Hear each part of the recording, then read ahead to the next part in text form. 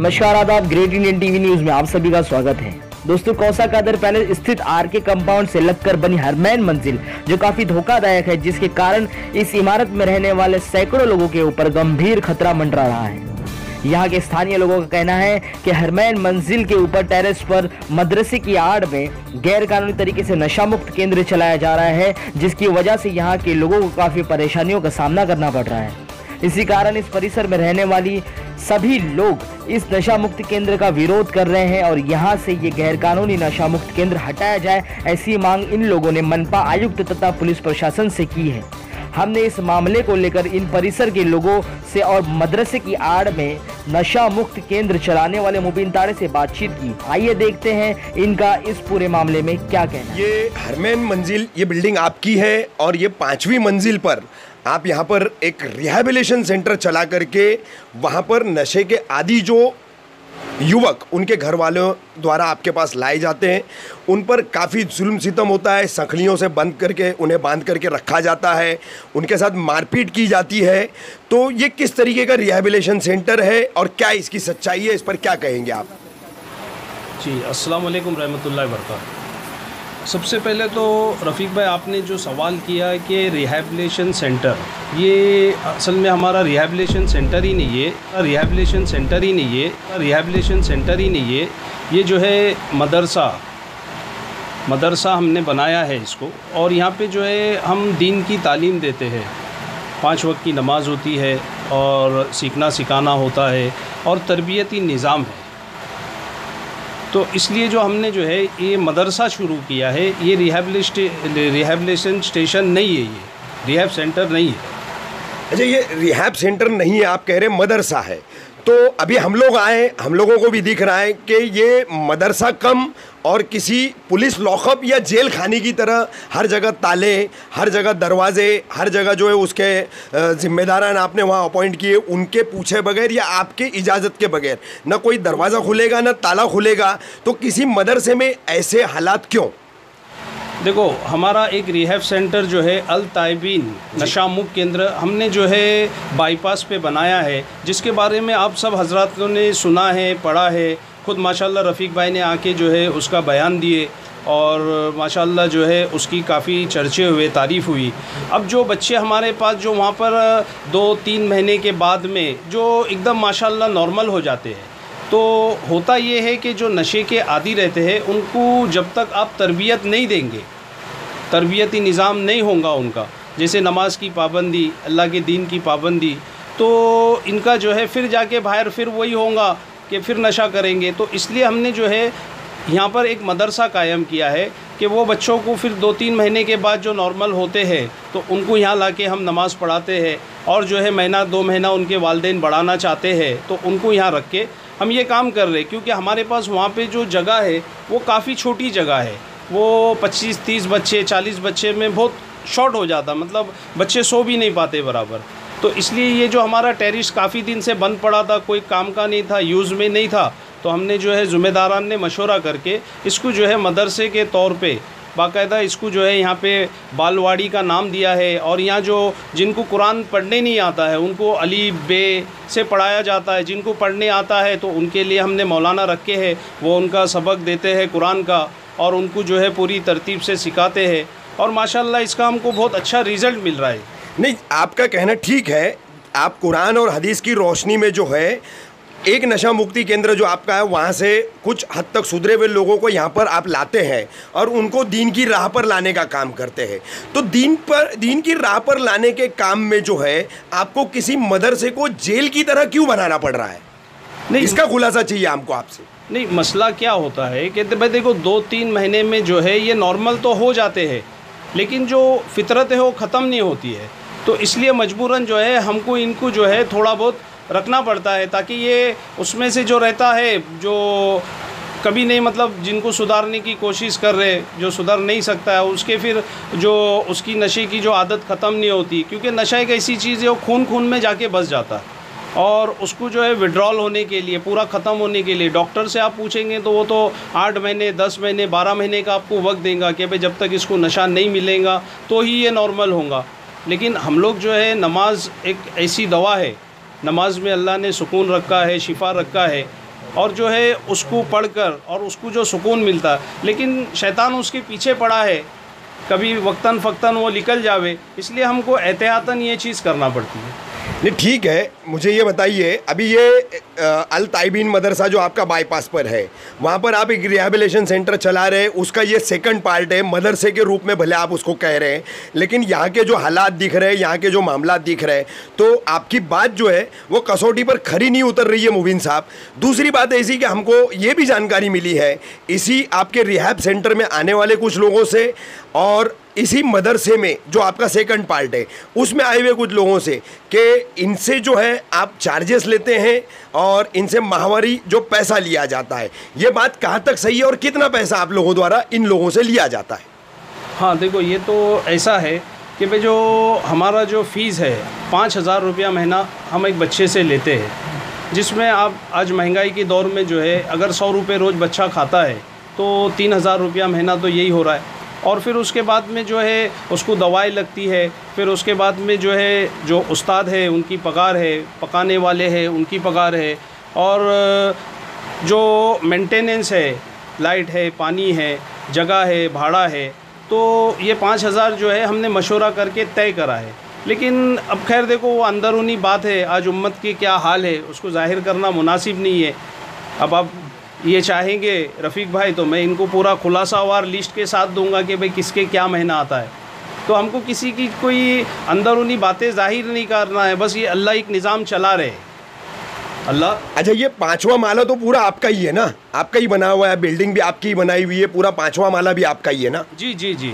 तो आपने जब मदरसा और ताइबीन के लिए और नशा मुक्ति केंद्र के लिए जगह वक्फ की है तो उसमें किराया भाड़ा लेने की कहाँ से बात आ रही है? नहीं, ये वफ़्त की ज़मीन नहीं है, तो जो है हमने जो पहाड़ पे जो हमने वहाँ जो मदरसा लिया है अल ताइबीन रिहैब सेंटर, वो हमने किराए पे लिया है।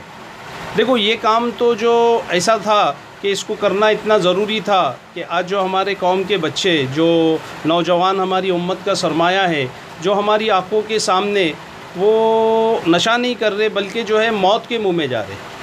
अच्छा मुबीन ताले साहब, मुझे एक बात बताइए, ये जो भी नशा मुक्ति केंद्र जिसे आप मदरसा भी कह रहे हैं कि ये मदरसा है खालिस, तो ये नशा मुक्ति केंद्र या मदरसा, इसका आपने बाकायदा जो कोई भी लीगल प्रोसेस है इसकी मंजूरी का, मान्यता का, इसके रजिस्ट्रेशन का, ऐसा कोई प्रोसेस किया है या नहीं किया है? जी जी जी, हमारा जो अल ताइबीन रिहैब सेंटर है जी, बाकायदा वो जो है रजिस्टर परपोज में है और अल्हम्दुलिल्लाह उसका पूरा जो है परपोज है हमारे पास। अभी परपोज है, नंबर आपको रजिस्ट्रेशन का मिला नहीं है? नहीं, मिला नहीं है, बस परपोज में है। नहीं तो मतलब जब तक परपोज में है तब तक वो आपने प्रस्तावित यानी प्रपोज करके रखा है? जी जी। अभी तक जो है आपको डिस्ट्रिक्ट डेप्यूटी रजिस्ट्रार जो होता है, जो इन सारी चीजों को जो है वो रजिस्टर करता है जी, और कंसर्न अथॉरिटी के रजिस्ट्रेशन के लिए अगले प्रोसेस के पास भेजता है जी, तो ये अभी तक आपको मुकम्मल मंजूरी इसकी मिली नहीं है, ये बात सही है? जी जी सही है।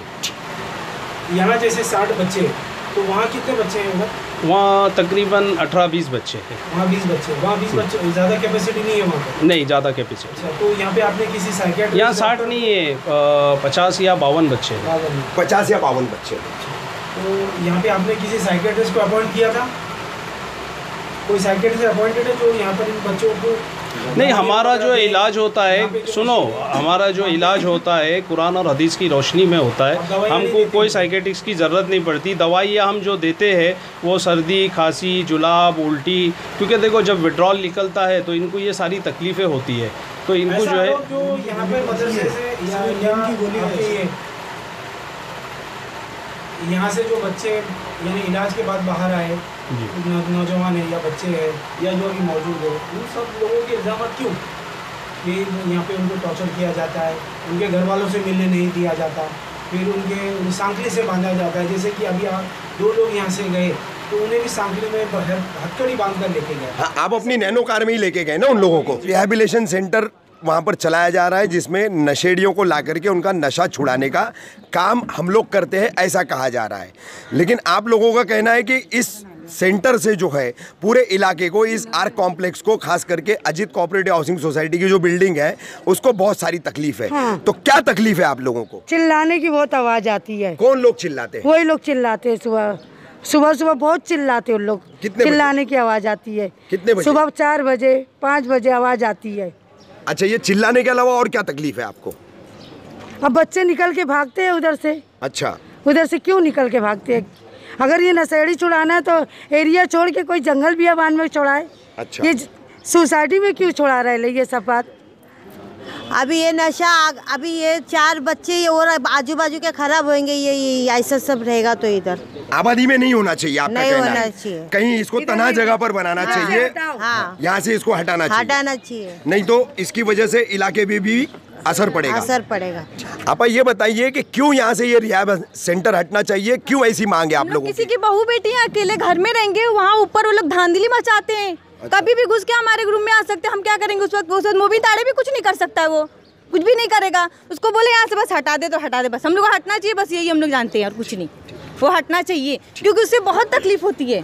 और मेरा मोबाइल लिया, इसका क्या मतलब उसमें चोरी हो रही है। आए दिन चोरियाँ होती रहती हैं, डेली एक घर से मोबाइल जाता है, कभी कुछ जाता है, कभी कुछ जाता है। तो ये सब उसी बिल्डिंग में होती है और आजू बाजू में लोगों को बहुत तकलीफ है उससे। बस वो रिहैब सेंटर हटना चाहिए। रही हूँ कि ये यहाँ से हटना चाहिए। अच्छा, क्योंकि यहाँ पे हम लोग अकेले रहते हैं, यहाँ बहुत सेफ एरिया था। इन लोगों की वजह से यहाँ पे बहुत धांधली हो रही है। 4 बजे 5 बजे आवाज़ आती है और इतना मारते हैं कि हम लोग को मतलब सोना हराम है और बहुत तकलीफ है उन लोग से। ये हटना ही चाहिए। जी, क्या नाम है आपका? और आर्क कॉम्प्लेक्स में फिलहाल कौन सी परेशानी आप लोगों को जो है बेहद परेशान कर रही है और किन लोगों की वजह से ये सब हो रहा है? मेरा नाम आसिफ है और परेशानी ये है कि यहाँ पे जो रिहेबिलिटेशन सेंटर खुला हुआ है, तो सबसे पहली बात तो ये रेजिडेंशियल एरिया है, यहाँ पे रिहैब का कोई सवाल ही नहीं होता है। और जो है मैं खुद इनके रिहैब में था, मैंने देखा कि जब एडिक्ट को लाते हैं तो स्टार्टिंग में जब अचानक उसको लेके आते हैं नशे की हालत में, तो विड्रॉल में होता है। तो क्योंकि ये लोगों को कुछ एक्सपीरियंस है ही नहीं, बस एक धंधा खुल के बैठ गए, इनको कुछ मालूम नहीं है। विड्रॉल में वो पेशेंट को इतना बुरी तरह मारते हैं, मैंने खुद देखा हूँ। वो फावड़े का डंडा रखा हुआ है, इनका एक सेंटर और है, उधर भी था मैं। और जो इन लोगों की मौजूदगी में मारा जाता है बड़ी बेरहमी से, और इनके पास ना कोई डॉक्टर्स है, ना वो एडिक्ट लोग की हिफाजत के लिए कोई सिक्योरिटी का इंतज़ाम है, कुछ भी नहीं है। मतलब एक बता नहीं सकता हूँ मैं, बहुत बुरे हालात हैं यहाँ पे। और इनके वजह से जैसे कि आरिफ भाई, मुझे एक बात बताइए, ये रिहैबिलिटेशन सेंटर ये लोग यहाँ पर चला रहे एक मदरसे का नाम दे करके, तो क्या इसको इन लोगों ने सरकारी कोई मंजूरी ली है या नहीं ली है? नहीं, बिल्कुल नहीं, कोई मंजूरी नहीं है। और पहली बात, मैंने खुद 6 रिहैब काटा हूँ, तो अच्छा। रिहैब इस तरीके से चलाया ही नहीं जाता है। अच्छा। रिहैब चलाने के लिए पहली बात तो जो ओनर होता है उसको पूरा तजुर्बा होना चाहिए, उसके साथ में एक जेन्युइन सोशल वर्कर होना चाहिए, और उसके अलावा बहुत सारे सर्टिफिकेट्स लगते हैं। ये सब बहुत मतलब इसका एक बहुत बड़ा लंबा प्रोसीजर है। अबू साद भाई, क्या मसला है पूरा आपके इस इलाके में? क्या परेशानियां हैं? इतनी औरतें, इतने लोग जो है आप लोग जमा हो, और इस ताल्लुक से क्या कानूनी कार्रवाई की है आपने इस पूरे मसले को लेकर? ये मैंने हर जगह, मेरे से जहाँ तक हुआ ये रिहैब के अगेंस्ट में, मैंने हर जगह थाना म्यूनसिपल कमिश्नर, मुमरा कमिश्नर, हर जगह मैंने इसके अवध में मैंने हर जगह लेटर मैंने डाल दिया है, और इंशाअल्लाह ताला उसके ऊपर भी कार्रवाई की जाएगी। और मैंने आप लोगों को भी बता दिया, ये बिल्डिंग पूरी इनलीगल है, नीचे से लेके पूरी इनलीगल है। और उसका 2 माले तक का काम 2012 में रोक दिया गया था। कुछ बिल्डर अरेस्ट हुए थे, लकी कंपाउंड जैसा जो हादसा था। उसके बाद इन्होंने 3 महीने के अंदर, मात्र 3 महीने के अंदर इन्होंने नीचे से ऊपर तक 3 फ्लोर कायम किया।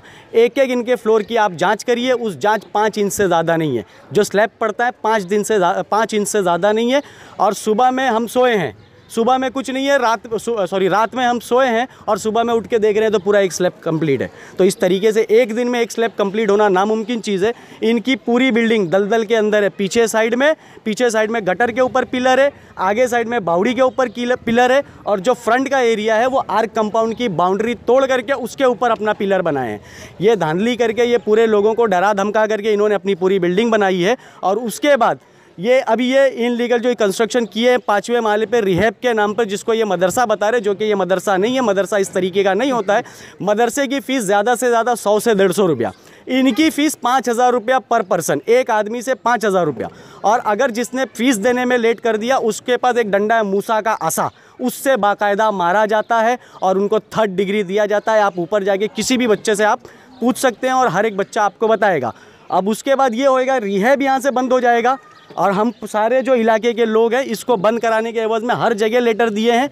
इंशाअल्लाह ताला ये बंद होगा और उसके बाद ये ऊपर से नया जो रिहैब इनका है वो जब हट जाएगा यहाँ से तो वो इनलीगल कंस्ट्रक्शन 6th फ्लोर का कर देंगे। इनका यही काम है, पहले वो कुछ बनाते नहीं है, एक दिन में पूरा स्लैब खाली करके कोई भाड़े वाले लोग को राके रख देते हैं कि म्यूनसिपैलिटी ना तोड़े।